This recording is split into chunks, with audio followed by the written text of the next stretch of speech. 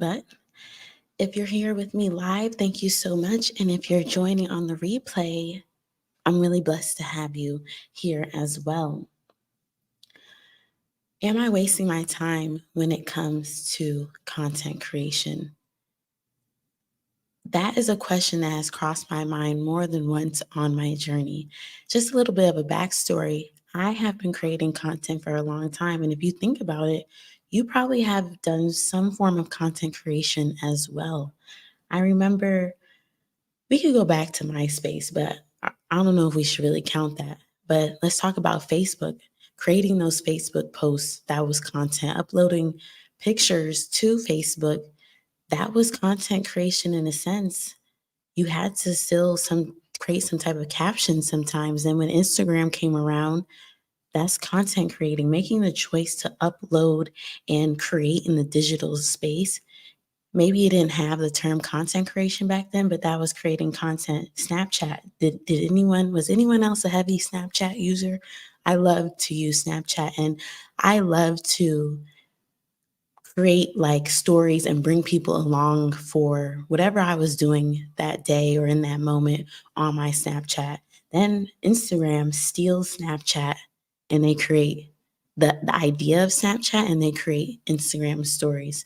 And for me, that was a really pivotal moment in my career of content creation. The day stories came out, I was really waiting for stories to happen because I was kind of tired of Snapchat. I loved Instagram. Instagram was a fun place to be at this time. And I'm like, if somehow Snapchat and Instagram could combine, that would be perfect for me. And it happened one day.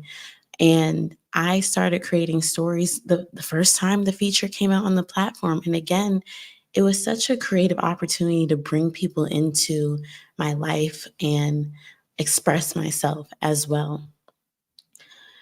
And then I remember when I wanted to take content creation a bit more seriously. And for a lot of us, we start to do that on Instagram. Or maybe it's Facebook for you. There's a platform where we get a bit more serious and we want to start creating content like with intention, you know? And I remember just getting my feet wet with that intentional content creation. And I don't know if I was necessarily looking for success back then, but once you do start to create intentionally, in the back of your mind, you're expecting some sort of return. And you're expecting potentially maybe one of your Instagram posts goes viral or, whatever you're trying at that time, you want to kind of receive some positive results from it. Well, over the course of 7+ years, in terms of my journey of creating content, I I don't think I ever reach success. I don't think that, I never made big, large amounts of money from the content that I was creating. I made a decent amount, but nothing crazy. And the question of, am I wasting my time, plagued me because content creation takes a lot of work.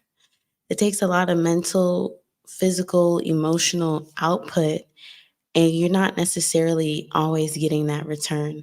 So oftentimes when I would feel like, am I wasting my time or I'm feeling like this is taking too much out of me, what would I do? I would stop. I would stop creating content. And the issue with that is I've always felt, what if I just stuck with it? What if, regardless if I wasn't getting any results, regardless if I didn't necessarily know what I was doing at the time, what if I just maintained consistency with uploading throughout these years? What would have happened?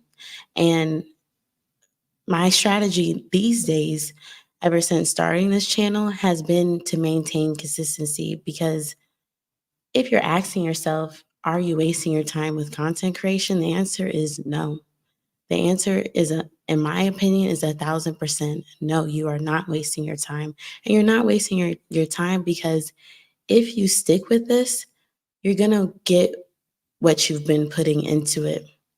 What I recognize and learn is that content creation is really a long game. Some of the people that we watch our favorites, our favorite vloggers, or uh, the favorite people we like to see on TikTok or maybe Instagram, YouTube, whatever the platform is. A lot of them have been doing it for a long time and have been doing it consistently for a long time. And to me, that is proof of how this isn't a waste of time, and it can be worth it in the future. But I definitely recognize the thought of, is this a waste of time? Could be a common thing that a lot of content creators deal with. It doesn't even mean that you're only a new content creator and you think to yourself, am I wasting your time? You could be in the game 3 years plus and ask yourself that question, what am I doing this for? Is this a waste of my time? Like what is this for? And I think like we have to take some time to be clear on, what does success mean to us? If you're here with me live, I would love to know, what is your version of success? Like what are you chasing? Oftentimes, like when I came up with the idea for this video, I simply had like, when you've been creating content but aren't successful yet. And in my mind, I just had this like blank expression, like, I'm doing this and I'm not getting to where I want to be. That's a problem for me.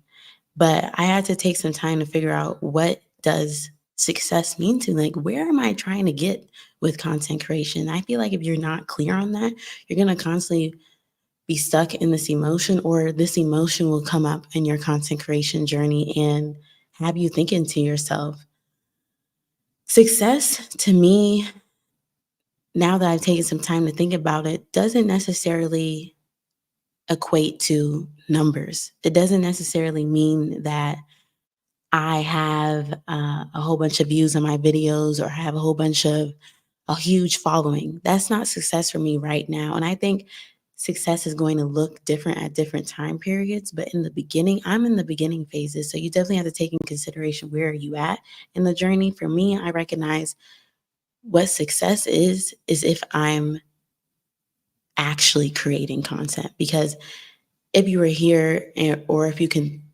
just remember the story that I just told, I would stop creating content whenever I felt like, what am I doing this for?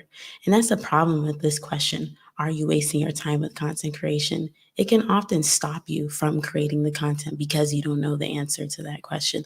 And I think that results in you being stagnant in the content creation journey. Though it's a valid question, though it's a valid emotion to have, I want folks to walk away from letting this question stop the actual act of creating content. So oftentimes we use metrics of success that are more so typical. Like, are we getting a lot of views on our video? If we're not, we're not that successful. Are we getting a lot of subscribers in? um, like, looking just solely at the engagement. Oftentimes, we're looking at the revenue and equating the work that we're doing to maybe the dollars that we're bringing in, or the dollars that we're not bringing in, and calling that success. But I don't know if you guys are familiar with a creator here on YouTube. She's in like the YouTube education space. Her name is Vanessa Lau. She recently came back to creating YouTube content after being so burnt out from doing what she was doing that she took a whole year off. And she said that she used to measure her success essentially by these metrics: views, engagement, revenue, and things of that nature. But now she takes a different approach, and success is less about looking at the numbers and letting the numbers tell her if she's successful or not. And she now focuses on metrics such as like her output metrics. Is she getting out the number of videos she wants to in a week? Is she doing the number of shorts that she says she wants to do in a week? The difference here is things that you can control versus things that you can't. Unfortunately, we can learn as much as we want about YouTube and how the algorithm works and this and that and all this type of stuff. It's actually really great to be educated on that, but there's a large portion of this that we can't control. We can't control if we can't control certain fluctuations in audiences' preferences. We can't control what the algorithm is doing in a given week or in a given month. So why should we put so much success on the numbers, views, subscribers, etc.? Why not change our idea of success on the things we can control, such as how much we're putting into our content creation journey? You have to define that baseline for yourself. Everyone has different goals and everyone has a different circumstance. Everyone has different lifestyle that they have to now add content into. So I just feel like, and this is something I've been doing for myself. If I'm getting out the number of videos or whatever it is, like if I'm doing what I say I want to do from an output standpoint, then I'm successful. And I'm trying every single day to find value in the process of this rather than these numbers, because the numbers can really be crippling and really be paralyzing and make you ask yourself, are you wasting your time?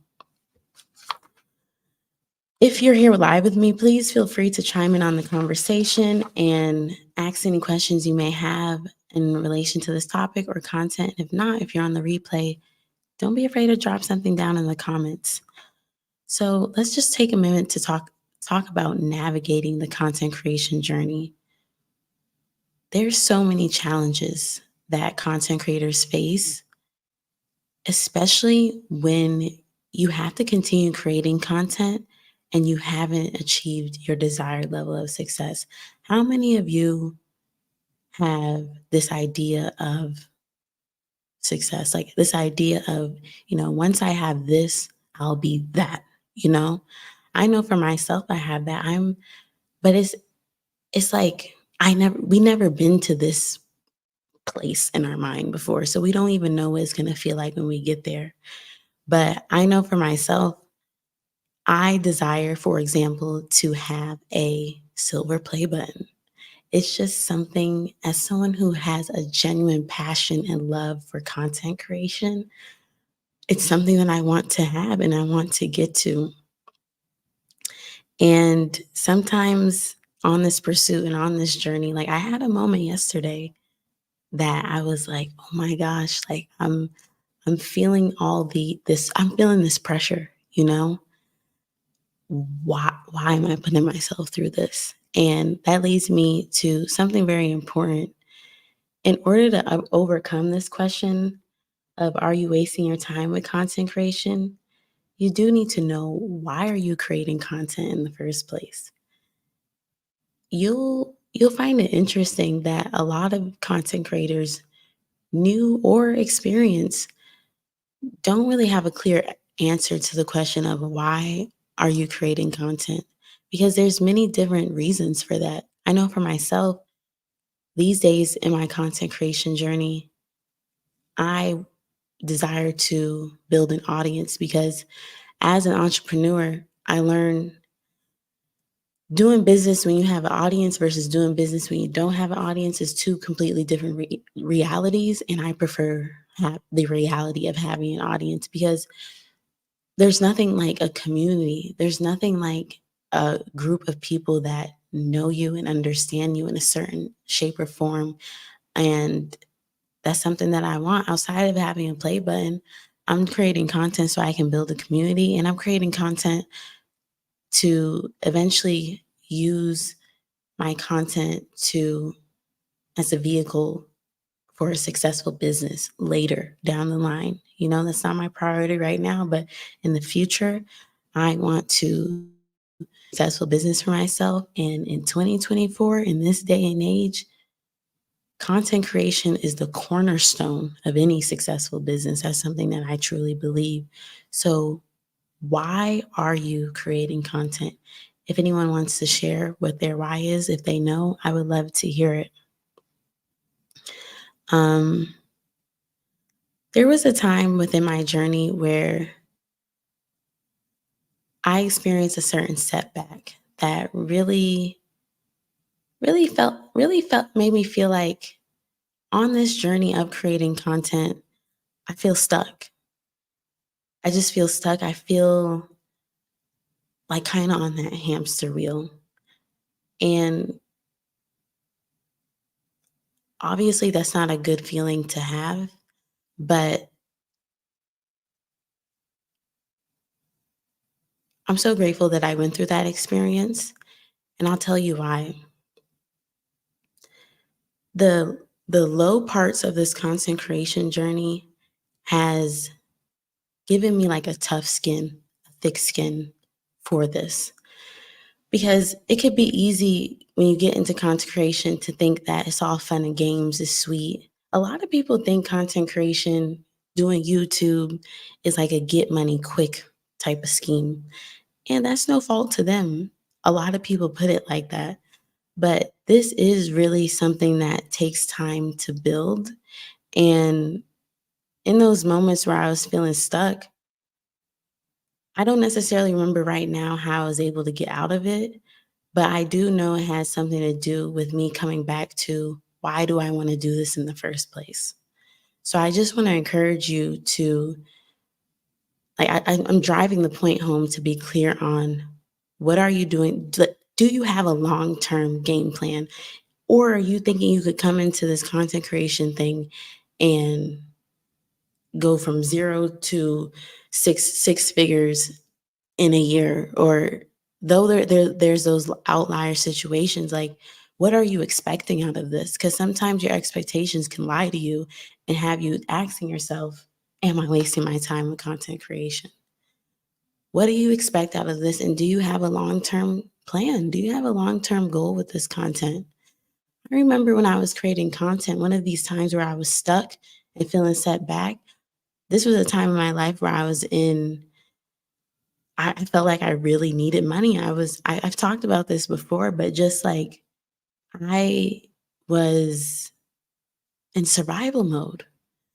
You may be in survival mode and can't even recognize it, because I remember when I was in it, I don't think I knew I was. But in hindsight, survival mode had me really upset because I wanted to create content and get that money instantly. I felt like I needed return from the content creation I was doing right then and there so that I can just improve my living situation, you know? But this is a long game, and it's just not realistic to come in here, come to creating content and think you're going to like make money fast. That happens for some people, but I think for the person that wants to make this a long-term, do you guys have any familiarity with investing?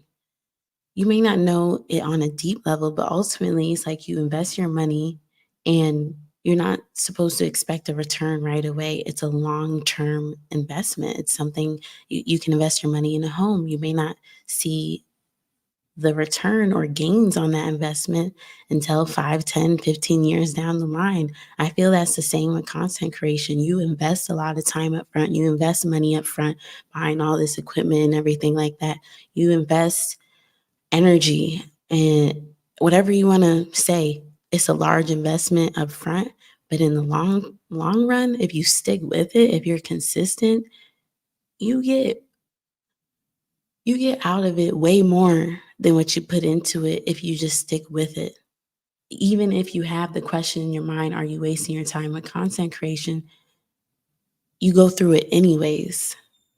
I had to watch a motivational video, I think yesterday, and it included the late great Kobe Bryant. And basically he was saying like, or in the video, they just said that whole point, like, if you're tired, do it tired. And I was tired. I didn't want to come on my live. I just was like, I want to stop. I don't want to do it. And hearing that, like, if you're tired, then do it tired, it can go the same as if you're crying and it's hard, do it while you're crying. Like, content creation just makes you push yourself, you know? And I had to push myself. But once I turned on my camera and I went live, I was fine. So I brought that up to say, like, you have to stay motivated on this journey. What are the things that you have in place that motivates you in the times where you're confused and you don't know if this is the right direction? It is important to set realistic goals. And I, I'm getting into another part of like, how can we overcome this fact that we're not successful yet? Like, how can we, in the meantime, while we're getting to this place and what we envision as success versus ourselves, how can we? Oh, you guys, hold on 1 second. I just recognized that this video isn't public. I'm like, why are there no comments? Create a public or unlisted stream to show comments from your viewers. Let me know, can you leave a comment now? Because I just made it public. That sucks.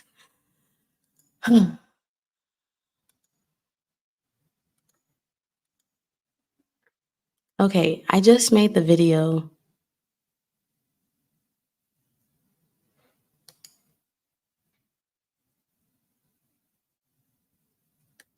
Okay, can you guys give me 1 second? This really is annoying.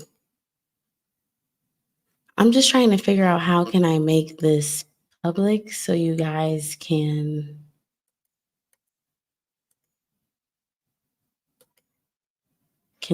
leave comments.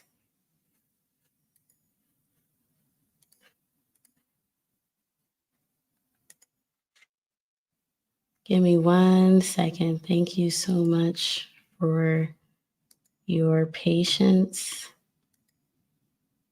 I don't know, it's set public on my end. If you guys are leaving comments, I can't see them because technology is messing up.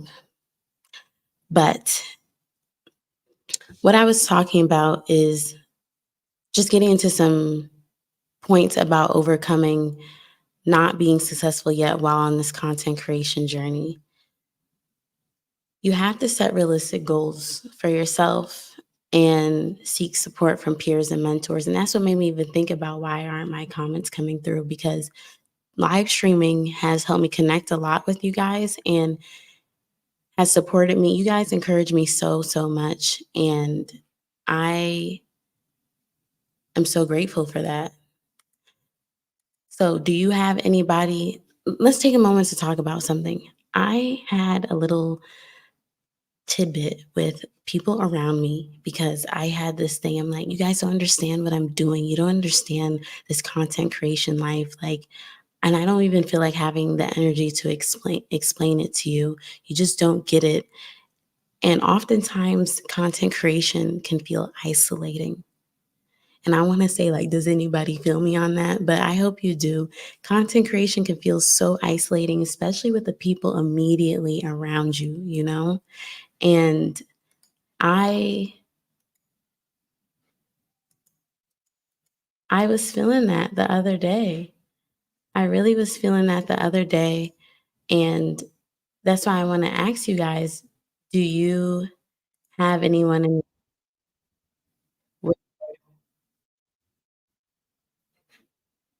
Oh, you guys have been leaving comments. I just went onto YouTube so I could see what you guys have been saying. Okay, I see what you guys are saying. I'm glad that at least you guys can talk. So, okay, great. All right, I'm gonna have to look at your comments later. But yeah, consecration feels really isolating. Do you have people around you, like, or have you found people within your online community that you're building that can support you? Because it is necessary for combating, are you wasting your time with content creation? Because sometimes you need someone to talk you off the ledge, you know? And the ledge being, I'm about to stop. The thing is, like, the trick here, we have to get into not stopping. We could slow down. Maybe if our goal is to post 3 videos a week, we only post one. But we really have to challenge ourselves not to come out of habit with creating content.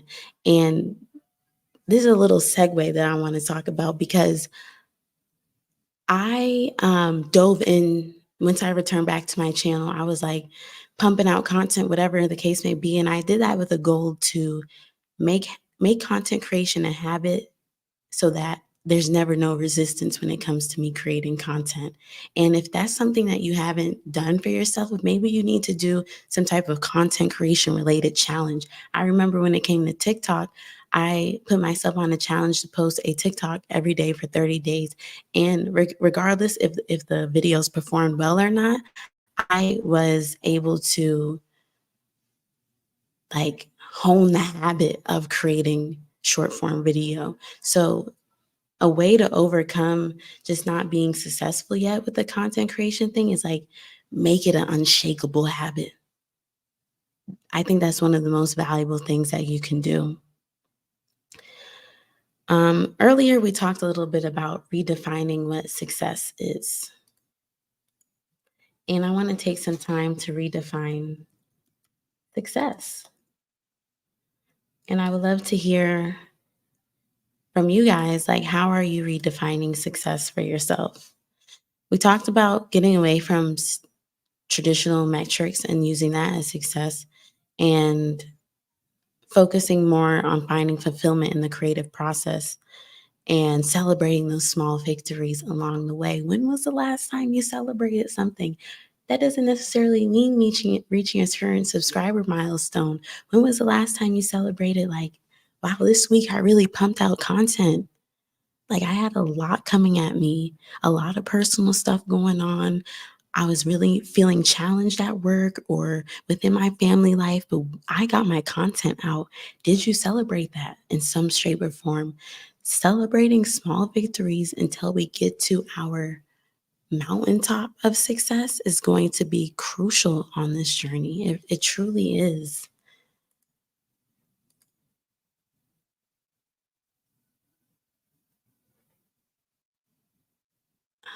I really want to take a look at your comments. I'm going to have to go on YouTube to see what you guys are saying. Okay, so Signing Spiritually says, I know for my channel, since it's a deaf ministry, I try to just pray one more for Jesus. And even if the people who come across my content are hearing, maybe they can share with someone deaf. Okay. Haunted Havoc says success is about being proud of your content, no matter how many subscribers, if anyone watches your video. Exactly. That's definitely the point that I want to drive home. Like, just falling in love with the process is the most important part. I wonder if I stop this stream and then come back into it, I can see y'all's comments because I think that's really important. But I don't know how that would affect everything that I have going on. This is so annoying that I can't see the comments in StreamYard.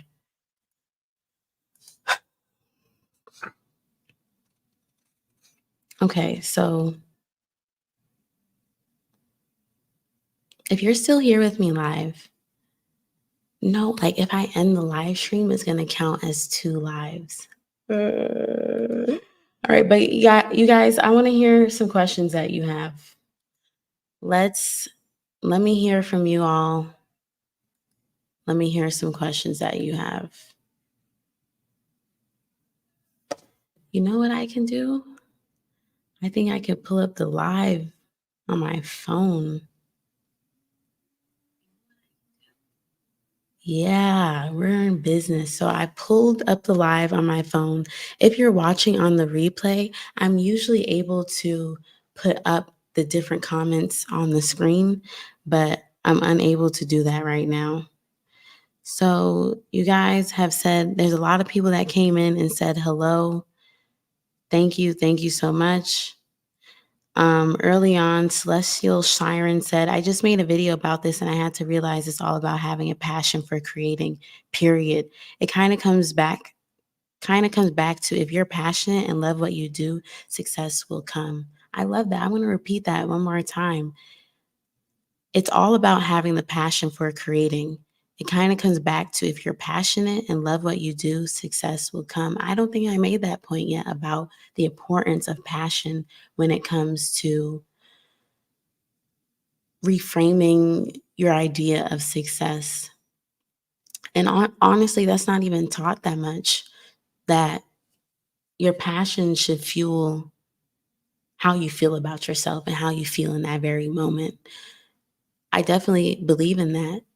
But the thing is, for you guys, do you all, even though you love what you're doing, right? And you may feel passionate, do you always, like, are you always tapped into that feeling of passion though?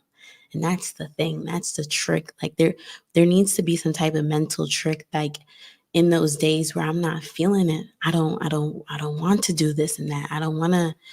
Um I don't want to act in the way, even though I am passionate, I'm just feeling some type of way and I don't want to do it.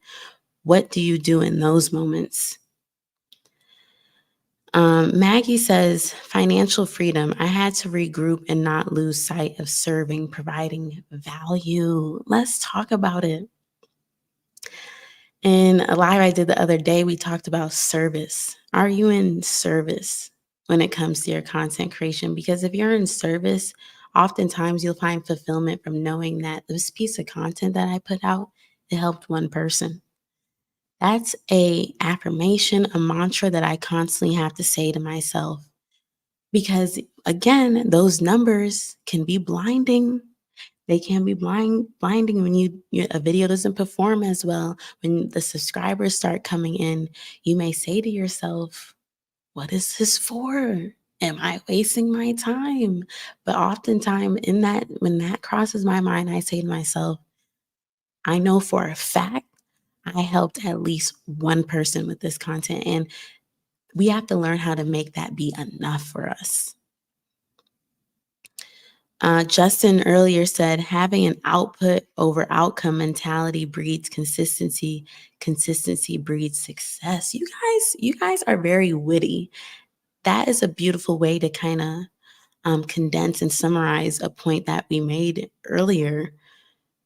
Your output should be the determination of your success on a day-to-day basis. And something else I learned about output is how it compounds over time. When I analyze my channel's success and growth in a 3-month period, I was I was blown away. I was blown away that I almost reached 500 subscribers. But on a week-to-week basis, you may not see what your efforts are doing. That's why it's so important to be consistent and keep going. I love that output over outcome. Um, so Derek says, I'm creating content to help people learn from the mistakes of others. And I love, like, so Derek has a reaction channel, but this kind of mission statement, help people learn from the mistakes of others. That's cool that he even has that for a channel that seems to be more on the entertainment side. Um,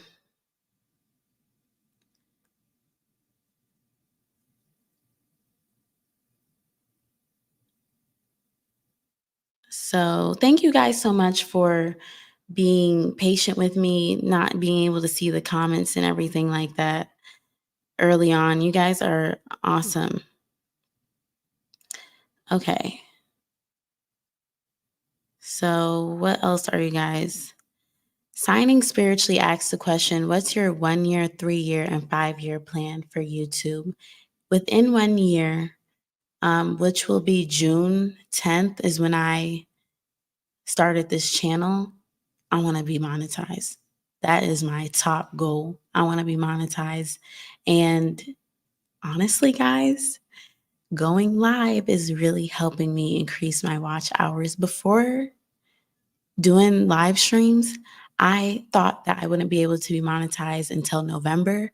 But now that I started doing live streams in conjunction with my normal content, I feel in my heart that God might bless me with being monetized in 1 year. And that's something that I want to do.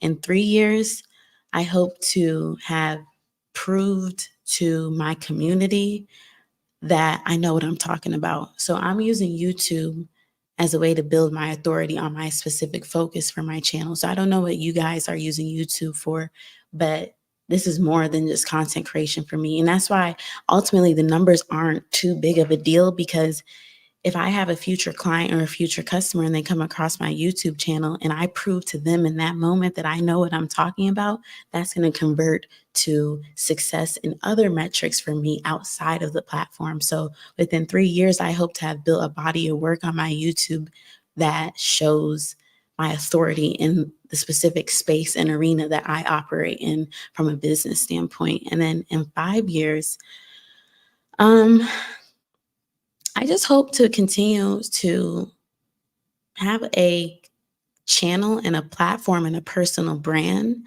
that continues to help people, and maybe not be it'll always probably bring in money for me from a business standpoint, but I don't just want to create content to build authority and then like stop creating content. Like, think of some of the bigger YouTubers that you watch. Again, they've been doing it for a long time.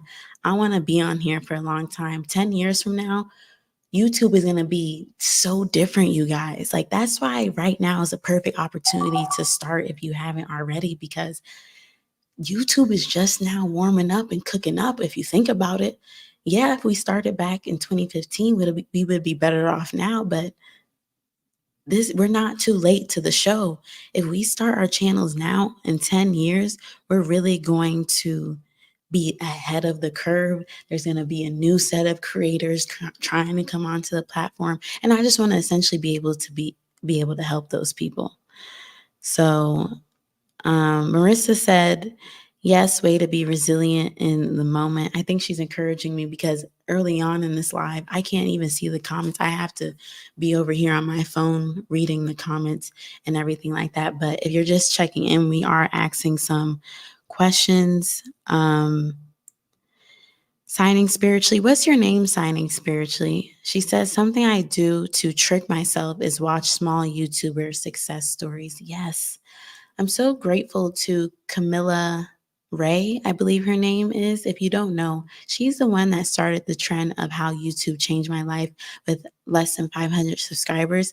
Those videos are so motivating, and it is a trick to trick yourself into like understanding that this is a journey.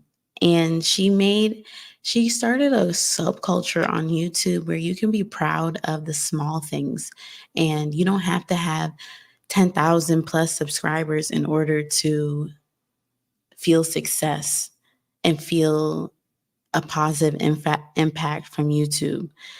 So Derek also wants to be monetized by June. Yes, let's do it. And the thing about monetization, right? No, I'm certainly not expecting to be making thousands of dollars from YouTube the day that I'm monetized, but it's just the fact of finally being paid for what I've been creating.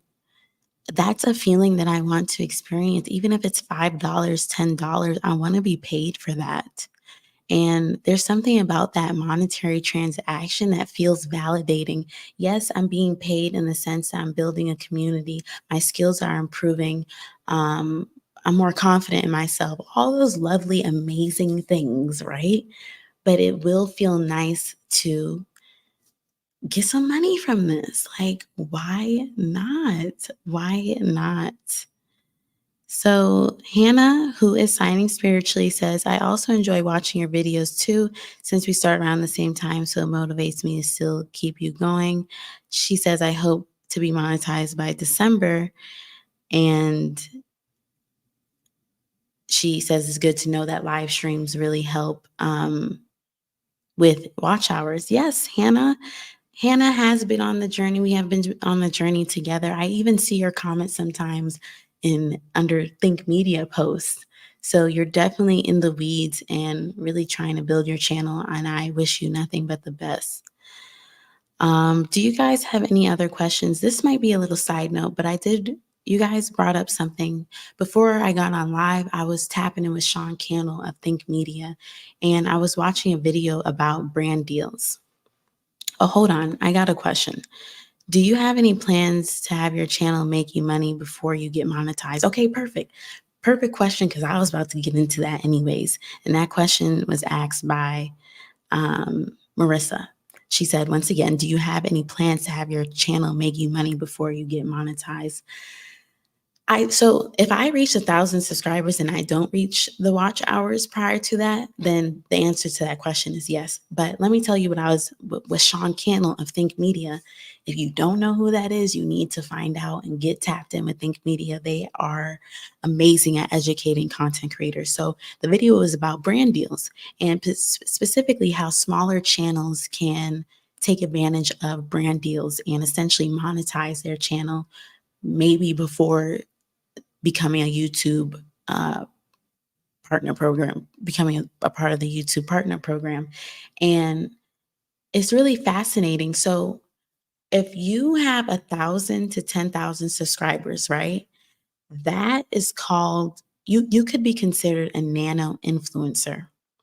Now, mind you, just that the influencer term, right, can be a little bit sticky. It can be like, oh, you're an influencer. We're not talking like influence. That's just the language that's used in the industry. But it just means that you're a person who wants to take advantage of working with brands. Who doesn't want to? I mean, some people don't care about that strategy, but that's a really great strategy to monetize your channel prior to reaching the metrics of like YouTube or whatever the case may be. So for me, I am working my way to 1,000 subscribers, and I feel like that's a really good point to start pitching yourself to brands. So in the video that I was watching from Sean Cannell, he was interviewing this guy who is basically like a brand deal guru, and I learned a lot, and I just want to share it with you guys that if you are a small channel or a nano influencer, you're going to want to pitch brands in a way where it's like you've done your research. You don't want to pitch brands like, does anyone here have a media kit? Does anyone here have their prices for their content, whatever, written out? I would like to know. But that's kind of the old ways of doing things, especially trying to get yourself a brand deal as a small content creator. What you're going to want to do is do your research on whatever the brand is that you want to work with, right? And specifically communicate your value, like who is your audience, and show how that brand can utilize the really small community that you have built. Like, you need to be able to share like that puzzle piece moment with them. Your brand does this and this and that. I serve this group of people, yada, yada, yada. And this is what I can do for you. I can do a segment in a video. I can create a short form piece of content. Like, you need to be aware of what the brand's goals are for a specific campaign. And the way you get aware of what a brand specific goals are for a specific campaign is doing research on campaigns and things that they've done in the past with other creators. And then you can see how you can fit within to that. And the guy gave the example of, you can email and reach out to a brand and say, hey, I saw that you did a campaign back in January. Are you planning to do that again? And if you're planning to do that again, well, this is how I think I can help you. Maybe you don't want to go for the bigger brands, right? Maybe you want to go for more smaller brands who are still trying to get their name out in a sense. So maybe they're not so focused on if you can convert sales for them. Maybe you can pitch them and say, I will be really good at creating some brand awareness for your company because I serve this community and I know they like this and that. Like, you just need to show that you're an expert of your audience. I did touch on this in a video. I know in the thumbnail it's like influencer versus expert or something like that, but it goes over what brands are expecting out of content creators these days. And I started this little spiel saying that word of like nano influencer. There's a space for us, guys. if you have 1,000 to 10,000 subscribers, there's truly a space for us. So, um, Hannah says MyON Golden is also really inspirational. He started YouTube in his 50s about 2 years ago and now makes over six figures from YouTube. Wonderful. Yes, MyON Golden is a great example. Um, and he is a really good teacher as well. Think Media put me on to him. Derek says, I already passed the first level of monetization, 500 subs and 3,000 watch hours. Congratulations, Derek. So are you able to take advantage of super chats right now? Um, Signing Spiritually says, I don't have a content creator kit yet, but I want to make one next month. I'm planning on next week reaching out to various churches. So if they have any deaf members, they can share my channel, additional Bible resources. Yes. So that's another strategy of trying to monetize. It just depends on what you want to do. Like, does anybody here want to be a user generated creator, UGC creator? A few years ago, UGC content creator wasn't like the phrase, UGC wasn't used how it is today. UGC was content generated from your customers and using that real life looking content within your marketing strategy to give potential customers an insight to how that product or that service can fit into their life. But now, the way UGC works today, it's like similar, but these are people intentionally creating this type of content. Before, it would just be like maybe your customer received your product and they took a little quick video and shared it on their story. You can then ask, can I have that video and share it out to your community, you know? So if you want to do UGC, you may have more of an opportunity to monetize your channel early on. But if you want to more so work directly with brands in a way like you're creating content for them and sharing it with your audience, that's a different story. Justin says, I'm heavy into affiliate marketing at this point on my channel. That's another great monetization strategy. Justin, I don't know. I'm not familiar with your metrics, but did you have to have a certain following before you can really take advantage of affiliate marketing? That's something that I'm concerned about. I'm under the impression that you have to have like a certain size audience in order to be a part of these certain affiliate marketing programs. But I just would encourage everyone to, again, Think Media is an amazing resource on how to start to monetize our channels because ultimately, yes, we love to create community and everything like that, but it's going to be great if we can make money from this. A question that Think Media recently asked on their community post was like something along the lines of, how would $500, what would an extra $500 a month do for your life right now? And you don't have to answer that here, but even something, because you always think about the big numbers, 20K a month, 50K a month, and you're clear on how that would be life changing. But just having an extra 500 bucks can do something different, and even having an extra $50 a month can be transformational in a sense. That's why I was asked earlier, what's my 1 year goal is to be monetized. Because even having $50 a month to reinvest back into my channel, these little subscriptions, StreamYard and Opus Clips and vidIQ, these subscriptions add up. They're not, you know, they're not cheap. So if I can get some type of money to help me improve my channel by paying for these different subscriptions, I think that would be great.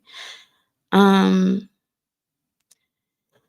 Signing Spiritually says, I think it's a super effective tactic. I don't know if I'd ever do that, but maybe if a brand wanted me to, like Christian apparel company or something. Okay. I'm far from being monetized. My channel has allowed me to teach a few paid art classes and be a paid speaker once. Yes. Yes. So just combining these two comments that I read, you just want to have some type of monetization plan. My thing is, I always like to say you're one video away. You never know if the next piece of content that you create takes off for you. And we're not talking about it has to be, oh, you have 1 million subscribers, the world is going crazy and they love you and they want to watch every piece of content that you put out. No, it doesn't necessarily mean that. But one video can change the trajectory of your channel, and you want to be prepared and have yourself in a position where you can monetize that audience that you have now grown. That doesn't necessarily mean that video takes off and you're now in the YouTube partner program, but you may have a $10 offer ready to go to your audience because when you were in the early day, the trenches of the early days, you weren't discouraged by having a few subscribers and everything like that. You planned for success. You planned to start making money. And for me, as I creep towards 1,000 subscribers, whether I'm monetized on YouTube or not, for me, that's going to be enough social proof. And also, it's not only about the 1,000 subscribers point. I will have created a body of work on my channel, because there could be people with 1,000 subscribers and they have 10 videos. 10 videos isn't as convincing as, let's say, 75, 100, 150 videos. That's why it's so important to focus on the process. And that's why it's so important to be consistent and put in the work, because that body of work, and that's what the guy said, the brand partnership expert, use your channel as a portfolio. Use it as a portfolio to prove to these brands or communicate to these brands, hey, I know what I'm doing here. I've made these numbers of videos. I've gotten a certain level of feedback, real-time feedback from my community. This can be an effective partnership for you. And you can simply tell that by the amount of videos that I made.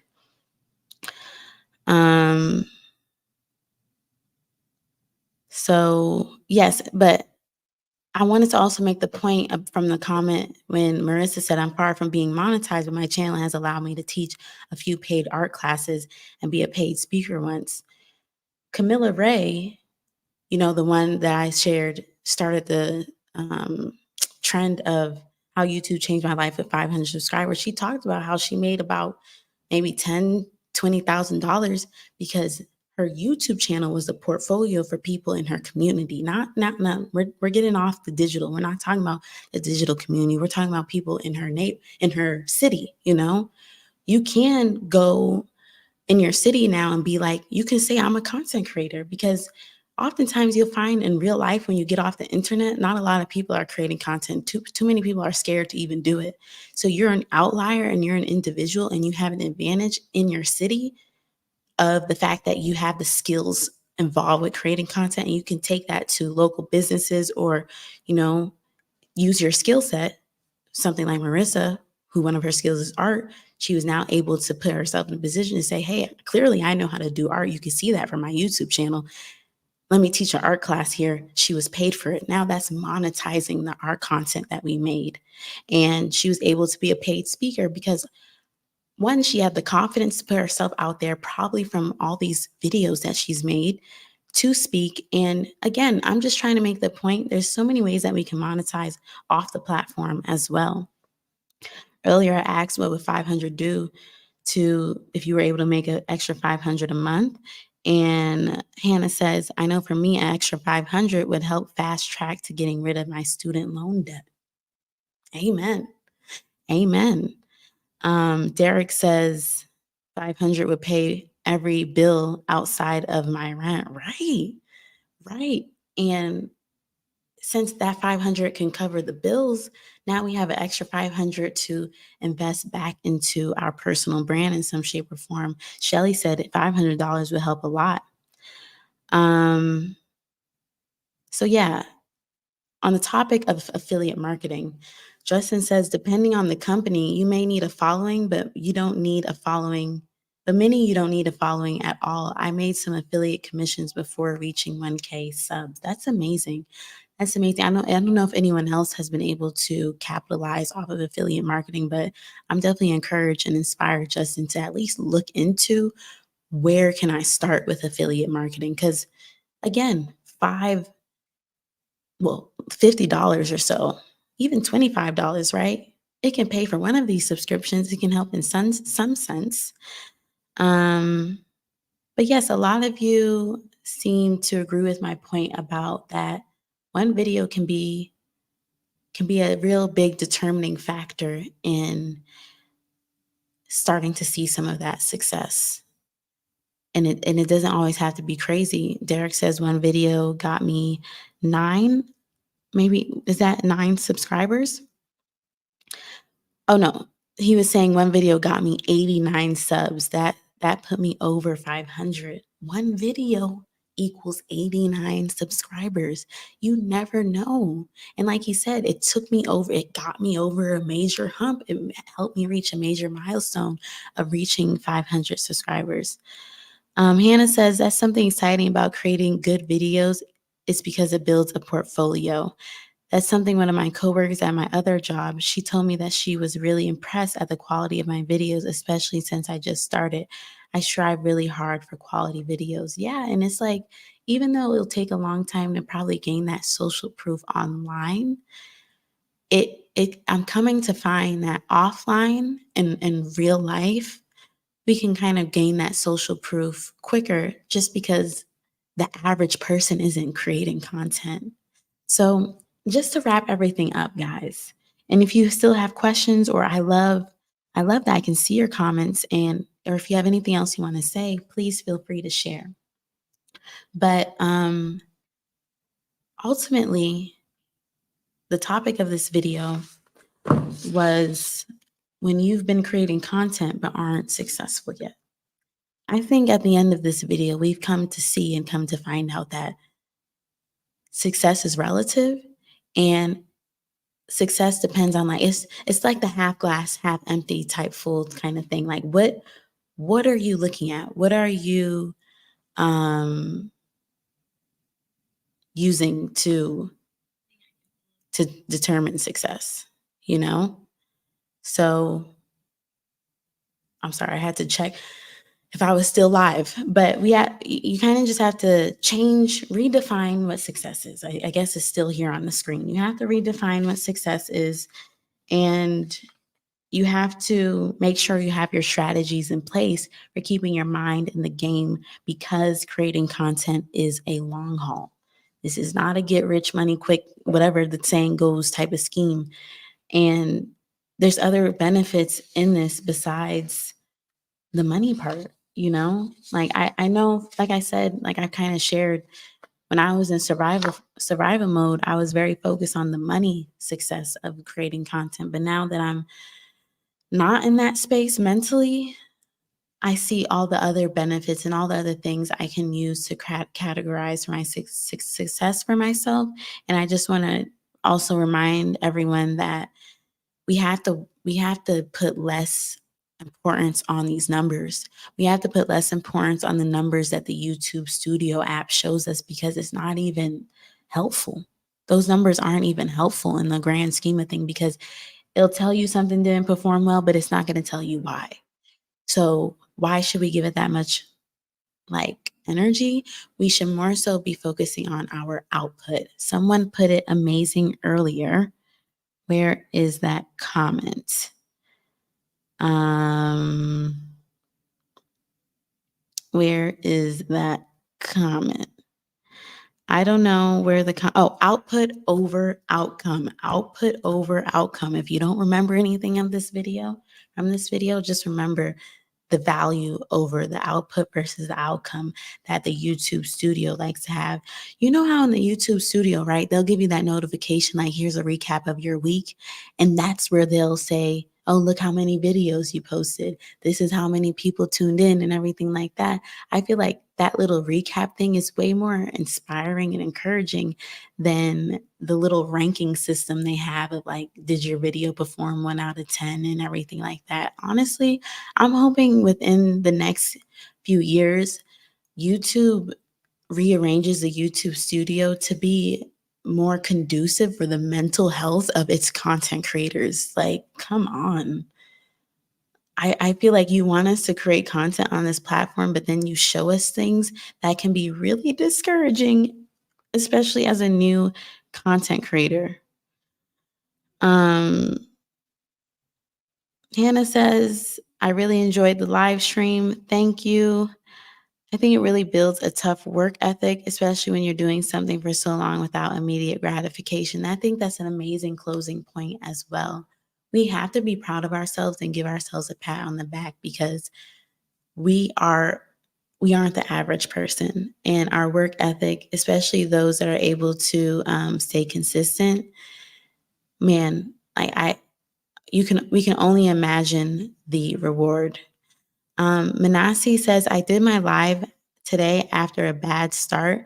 I couldn't find how to start a scheduled live video and 8 people waiting was embarrassing. So ended the stream and started a new one an hour later and it was good. Well, congratulations, Manasi, for starting your live stream. And again, I think the way it panned out, couldn't figure out how to get on the live stream and everything like that.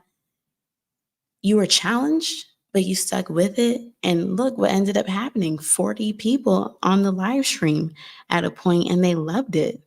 Wow, you have 40 people on your live stream. That's incredible. And that's your first live stream. So ultimately, guys, like we're gonna be challenged on this road, but it's all for our benefit. It creates tough skin. It creates an amazing worth ethic. We're not average. We're gonna be able to monetize prior to. We hit a lot of different points. So um I'm happy that this was helpful for you guys. Thank you so much for tuning in. Um, Marissa says, y'all are so inspiring. You really are. And that's one of the great things about going live. We really get to connect with each other. If anyone has any last questions, I'll wait a little second here. What I'm about to do is have some dessert. I'm about to have some dessert, but yes, you guys are congratulating in the live chat. You guys are so sweet to each other. I was so lost. I messaged you during the day on Instagram. I'm sorry, Manasi. I don't have my Instagram notifications on. I wish I was able to help you in that moment, but congratulations and please go live again tomorrow. Um, Hopefully I'll be able to catch it. But yes, guys, thank you so much. I hope you have a wonderful night. And I'll see you guys back here tomorrow. Bye bye.